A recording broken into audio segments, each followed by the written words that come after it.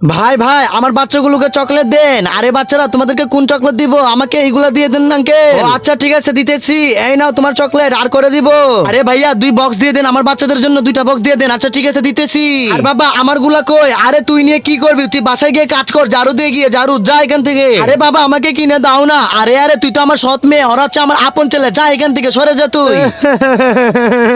আরে নাটক বন্ধ কর। এই ভাই ওকে 1 টাকার একটা চকলেট দিয়ে দেন। যা বাসায় যা। আয় সোনামণিরা আমার লগে আসো তোমরা বাবা। আরে আরে আরে বাবা তোমার মাথা তো ফাটে গেছে, রক্ত আসতেছে। আরে কি হয়েছে? একটু একটু ব্যথা পেয়েছে। আরে বাবা তুমি তো বড় হয়ে গেছো, তাহলে বাচ্চাদের মতো কেন নাটক করতেছো?